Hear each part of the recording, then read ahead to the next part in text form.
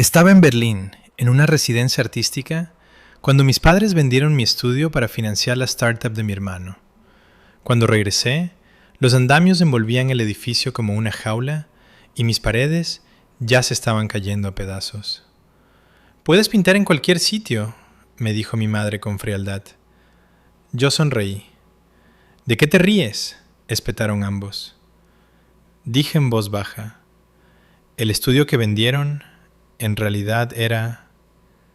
Y ahí fue cuando empezaron los gritos. Me llamo Elena, tengo 31 años y durante la mayor parte de mi vida adulta, mi dirección fue un loft en la tercera planta de un viejo bloque industrial en Madrid que solía oler a óxido y cemento húmedo. Luego, la ciudad descubrió el encanto del barrio. Los callejones se llenaron de guirnaldas de luces. Los almacenes se convirtieron en galerías. Los alquileres se volvieron depredadores. Mi loft no era un lujo, era una cicatriz y un santuario. Perteneció a mi abuelo antes que a mí. Mi abuelo, el pintor. Mi abuelo que me crió después de que mi abuela muriera y mis padres se convirtieran en un par de siluetas ocupadas en sus propios asuntos. Él me enseñó a tensar el lienzo lo suficiente como para que cantara al golpearlo. Me enseñó que el silencio puede ser un arma si sabes apuntar bien. Me enseñó a mirar una pared blanca hasta que dejara de parecer una amenaza. Cuando murió, me dejó el loft. No porque fuera valioso, aunque más tarde lo fue, sino porque era mío, en una familia donde mío siempre significaba temporal. En mi familia, mi hermano Samuel es el futuro. Siempre está a punto de triunfar, desde la universidad. Siempre a un inversor de distancia, a una presentación de distancia, a un milagro de distancia. Mis padres hablan de él como si fuera un amanecer que ellos mismos programaron. Yo soy la otra, la hija talentosa pero inestable, aquella cuyo éxito es tratado como un accidente interesante. Mis exposiciones están bien. Mis encargos son divertidos. Mi trabajo es una fase que duró lo suficiente como para incomodarlos. El acuerdo era simple. Yo ganaba mi dinero, ayudaba en casa, no pedía demasiado. Era útil, era tolerada. Berlín rompió ese hechizo. Durante 3 meses fui anónima. Nadie me pidió que fuera práctica. Nadie me llamó para pedir prestada mi competencia. Pinté hasta que me dolieron las muñecas y sentí el pecho abierto. Empecé una serie a la que le había tenido miedo durante años. Un trabajo sobre la herencia, sobre ser amada solo cuando eres conveniente, sobre habitaciones que recuerdan. Volé de regreso con carboncillo bajo las uñas y un plan estúpidamente esperanzador. Terminar la serie en mi loft con la luz que mi abuelo solía perseguir a través de aquellos ventanales. El taxi giró en mi calle y mi cerebro se negó a creer lo que veía en mis ojos. Andamios, postes metálicos y mallas, como si mi edificio hubiera sido envuelto para ser enviado por correo. Hombres con cascos se movían como si fueran dueños de la acera. Un contenedor de escombros estaba aparcado enfrente, con trozos de yeso y madera astillada apilados como huesos. Salí del coche antes de que el conductor se detuviera por completo. La puerta principal estaba abierta con un cubo. Dentro, el pasillo parecía despellejado. Los buzones arrancados, los carteles quitados, la pintura raspada hasta dejar rectángulos pálidos. El aire sabía a polvo. ¿Puedo ayudarla?, preguntó un hombre. Llevaba una tablet y esa calma que solo tienes cuando tienes permiso para destruir. Soy Elena, dije, forzando la voz para que no temblara. Unidad 3C. Es mi estudio. Él tocó la pantalla. 3C, repitió. Renovación total. Sus pertenencias fueron enviadas a un guardamuebles. Los nuevos propietarios comenzaron la demolición ayer. Nuevos propietarios. Las palabras me golpearon como agua helada. Yo no vendí, dije. Él me dedicó una mirada educada y final. Lo siento, señora. Yo solo sigo el horario. Mi teléfono vibró. Un mensaje de mamá. Elena, no seas dramática. Tomamos una decisión empresarial razonable. Samuel necesitaba capital, prueba de activos para cerrar una ronda de inversión. Puedes pintar en cualquier sitio. Lo leí 2 veces. Se me cerró la garganta como si hubiera tragado arena.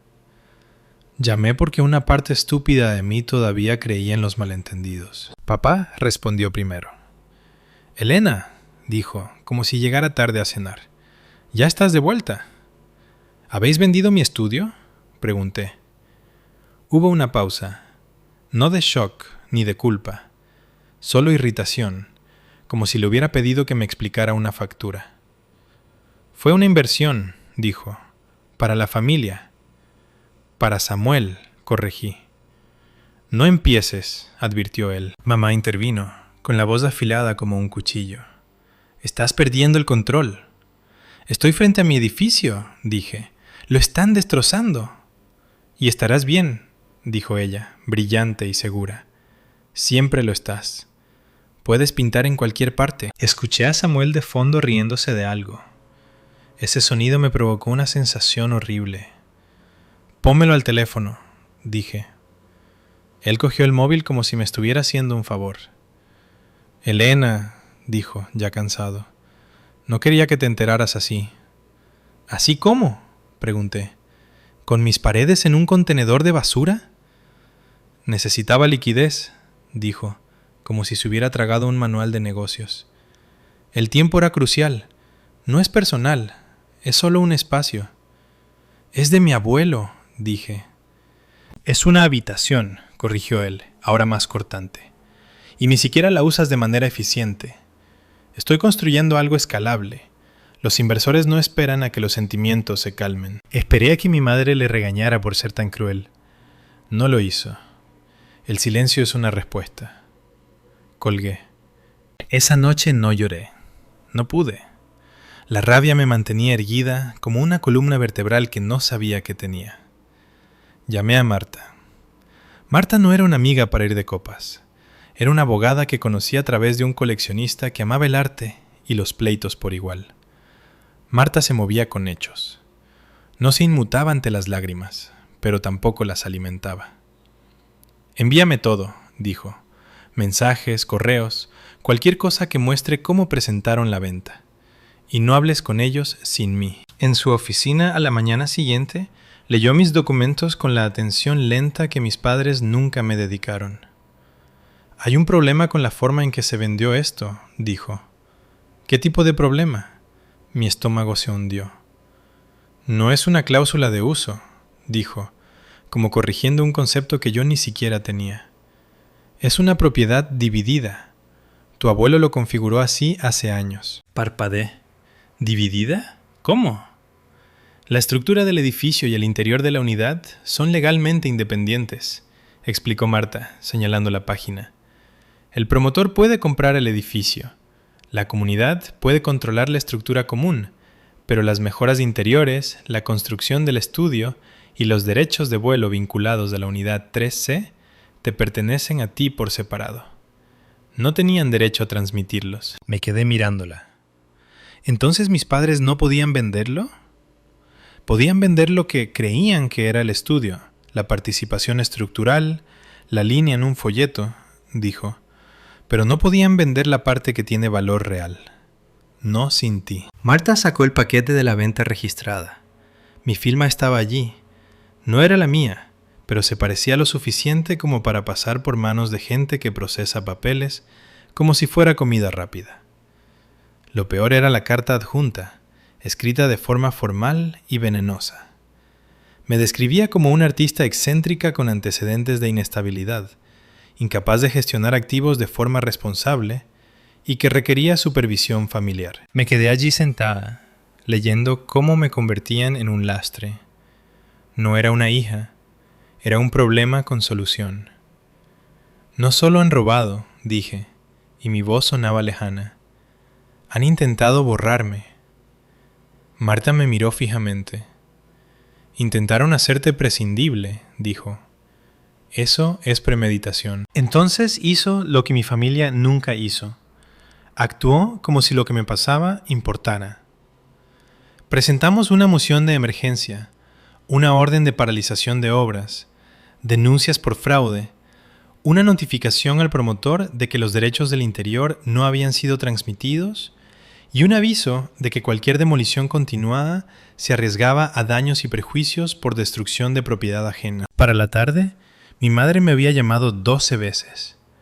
Dejé que sonara. La antigua Elena habría respondido para mantener la paz. La nueva Elena miraba el teléfono como si fuera una serpiente. 2 días después, aparecieron en mi piso de alquiler temporal como si vinieran a corregir a un empleado. Mamá entró sin preguntar. Papá se quedó atrás, con los ojos cansados. Samuel estaba con el móvil en la mano, como si quisiera pruebas de que yo estaba siendo irracional. «Tienes un aspecto horrible», dijo mamá. «Gracias», respondí. El sarcasmo era lo único que impedía que me temblaran las manos. «Tenemos que hablar como adultos», dijo ella. «Habéis falsificado mi firma», dije. Papá hizo una mueca. Samuel miró hacia otro lado un segundo. Culpable. Mamá ni pestañeó. Hicimos lo que teníamos que hacer. Por Samuel, dije.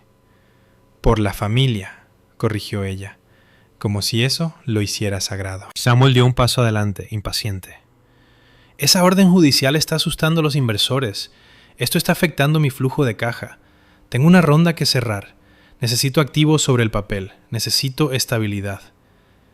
Mis paredes están en un contenedor de basura, dije. Pero claro, hablemos de tu flujo de caja. Él frunció el ceño. Deja de hacerlo todo emocional. Te conseguiremos un estudio nuevo, uno mejor. Un reemplazo, dije. Como si pudieras comprarme una historia nueva. La mandíbula de mamá se tensó. Eres una sentimental. Esa es tu debilidad. Ahí estaba otra vez. ¿Cómo etiquetaban cualquier cosa en mí que no les servía? «Puedes pintar en cualquier sitio», dijo, lenta y con tono de regañina. «No necesitas ese edificio». La miré y sentí que algo encajaba con claridad. No estaban confundidos. No se sentían culpables. Solo estaban molestos porque yo me resistía. Marta me dijo que lo citara en el estudio. No para cerrar el tema, sino por posición, por testigos, por el momento que daría la vuelta a su historia. El cielo estaba gris cuando nos reunimos bajo los andamios. La malla vibraba con el viento como una cortina barata tratando de ocultar un crimen. Mamá miró el edificio como si la ofendiera. «Mira», dijo, «es el progreso. Deberías estar agradecida». Los ojos de Samuel estaban inyectados en sangre. Estrés, no remordimiento. «Simplemente cancela esto», dijo. «Podemos arreglarlo. Por favor, Elena, por favor». Viniendo de él, sonaba como una exigencia disfrazada de súplica. Mamá se volvió hacia mí, irritada. «Deja de disfrutar de esto». Casi me río, casi.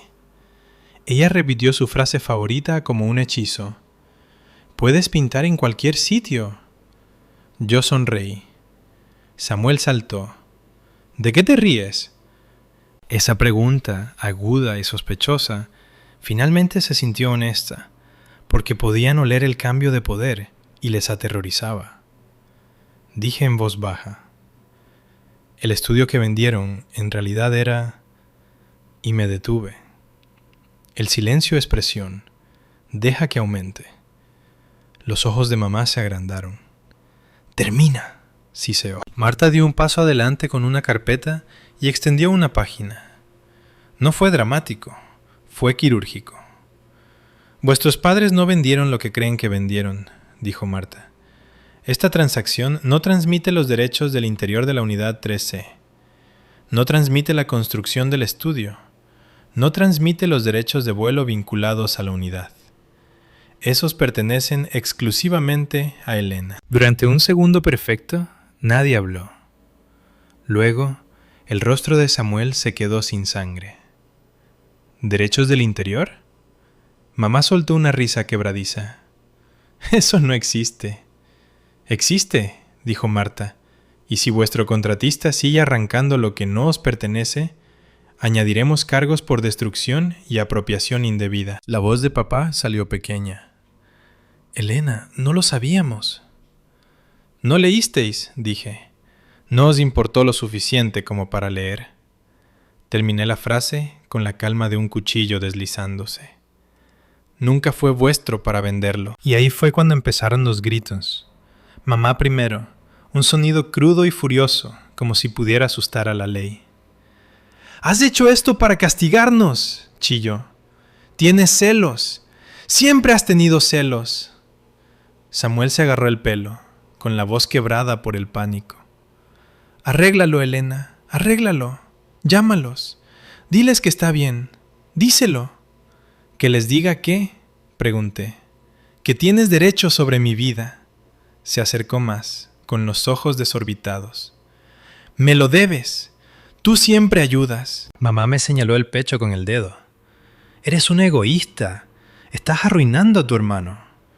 La miré y escuché a mi abuelo en mi cabeza, con voz suave. «El silencio puede ser un arma». Así que lo usé. Dejé que sus palabras colgaran en el polvo. Dejé que el jefe y los obreros escucharan. Dejé que el jefe de obra mirara. Dejé que el representante del promotor, que había llegado en mitad de los gritos, viera cómo mi familia se desmoronaba como una costura barata. Marta no levantó la voz. No hizo falta. «Cualquier contacto posterior se hará a través de mi oficina», dijo. «Acercaos a Elena de nuevo y añadiremos acoso.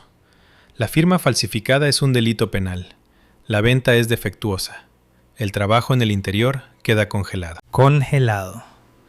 Esa palabra cayó como un mazo. Antes de la fecha del juicio, fui al guardamuebles que mencionó el capataz. Estaba en las afueras de la ciudad, un laberinto de puertas enrollables y zumbido de fluorescentes. Un empleado deslizó una llave por el mostrador sin mirarme la cara. «Unidad 48B. Firme aquí». Dentro, mi vida estaba apilada como equipaje. Lienzos envueltos en plástico, cajas etiquetadas con rotulador negro. El viejo taburete de madera de mi abuelo estaba encajado entre la cómoda abandonada de un extraño y una caja de luces de Navidad de alguien. El taburete tenía una muesca en el asiento de cuando yo tenía 12 años y se me cayó una espátula.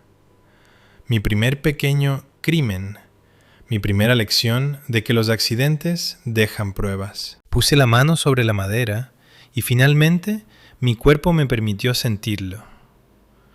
No fue ese dolor cinematográfico y grandioso, fue el tipo pequeño, más amargo, ese que te quema los ojos y te bloquea la mandíbula, porque llorar se siente como rendirse. Mamá llamó mientras estaba allí. Por supuesto que lo hizo. Esta vez respondí. No porque se lo debiera, sino porque quería escuchar el tono de su voz, ahora que las consecuencias habían llamado a su puerta. No dijo hola. «Marta está amenazando a tu padre», espetó. «Está dando nombre a vuestras decisiones», dije. «Esto es una locura», siseó mamá. «Estábamos intentando salvar a tu hermano». «Vendiéndome a mí», dije. Hubo una pausa, y luego esa suavidad manipuladora. «Cariño, por favor, estás llevando esto demasiado lejos». Miré el taburete, la pintura seca atrapada en la veta como huellas dactilares. «Llevarlo demasiado lejos fue falsificar mi nombre», dije. La voz de papá entró, baja y cansada. «Elena, somos tus padres». «No», dije. «Sois personas que tenían acceso a mí». Samuel agarró el teléfono, gritando, frenético. «No puedo perderlo todo. Esta ronda se cae sin las garantías. ¡Es mi vida! Solo firma algo. Di que lo apruebas. Te lo compensaremos». «¿Compensarlo?», repetí, casi divertida. «¿Con qué? ¿Con otra mentira?». Él tragó saliva con dificultad y por primera vez escuché miedo real, sin la arrogancia por debajo. «Elena, por favor». La antigua Elena se habría ablandado. La antigua Elena habría escuchado ese «por favor» y habría corrido a ser la persona que arregla las cosas. No pude. No después de ver mi firma convertida en un disfraz. «Voy a colgar», dije. Si volvéis a llamar, será a través de Marta. En la audiencia, mis padres se sentaron detrás de su abogado con ropa que gritaba respetabilidad. Mamá mantenía la barbilla alta, como si estuviera siendo víctima de la existencia de las reglas. Papá parecía haber envejecido una década en una semana. Samuel no podía quedarse quieto. Su rodilla rebotaba como un metrónomo de pánico. Marta no hizo teatro. Expuso los hechos como ladrillos: la propiedad dividida, la firma falsificada, la carta difamatoria sobre mi inestabilidad y la cronología que mostraba cómo se forzó la venta para cumplir con los plazos de Samuel. El rostro del juez no cambió, pero sus preguntas se volvieron más frías a medida que pasaban los minutos. Cuando concedió la orden de paralización definitiva, todo el cuerpo de Samuel se desplomó, como si alguien hubiera cortado el hilo que lo mantenía erguido. Fuera del juzgado, mamá lo intentó una última vez. Se interpuso en mi camino, con los ojos vidriosos. «Estás haciendo esto porque nos odias», susurró. La miré con atención, como si por fin estuviera viendo su verdadera estructura. «No», dije. «Estoy haciendo esto porque finalmente me quiero a mí más de lo que quiero tu aprobación». Se estremeció como si la hubiera bofeteado. Entonces su expresión se afiló en algo feo y familiar. «Siempre tuviste que ser dramática», escupió, dándose la vuelta como si yo fuera una extraña que lo hubiera molestado. Tal vez lo fui. Y tal vez eso fue lo primero saludable que he sido en esa familia. Unas semanas después, la venta se deshizo oficialmente, al menos la parte que podía deshacerse. El promotor negoció para salvar el proyecto de la estructura, pero los derechos del interior se quedaron donde siempre habían estado, conmigo. La investigación por falsificación tomó su propio curso. Los inversores de Samuel dejaron de devolverle las llamadas. Mis padres empezaron a hablar el lenguaje de las consecuencias por primera vez en sus vidas. Y la ciudad, a través de un programa con el que mi abuelo se había asociado silenciosamente, me ofreció la custodia del espacio. No una propiedad en el sentido codicioso, sino la responsabilidad, la autoridad. Una llave que no dependía de la aprobación de nadie. La primera vez que volví a entrar en mi loft, no se sentía como un hogar. Las paredes estaban cicatrizadas, el suelo estaba vacío. La luz seguía llegando, terca como siempre, atravesando el polvo y aterrizando en el lugar donde solía estar mi caballete. Me quedé en medio de los destrozos y esperé a que el dolor me tragara. En cambio, sentí algo más estable. No habían destruido mi vida, habían destruido una ilusión. Esa en la que yo me ganaba mi lugar en mi propia familia, pagando por él. Saqué un trozo de carboncillo de mi bolso. Mis dedos no temblaron. Encontré un panel de yeso nuevo que aún no había sido pintado y dibujé la primera línea. Oscura, segura, sin disculpas. Ellos querían convertir este lugar en capital. Yo lo convertí de nuevo en significado. Y si hay una moraleja, es esta. En el momento en que tu familia empieza a verte como un recurso, dejan de ser familia en el segundo exacto en que dejas de serles útil. Ese momento duele como el infierno, hasta que te das cuenta de que también es el primer momento en que finalmente te perteneces a ti misma. ¿Alguna vez has sentido que solo te valoran por lo que puedes aportar y no por quién eres? Me gustaría leer tu historia en los comentarios. No olvides seguir el canal para más historias de resistencia y verdad.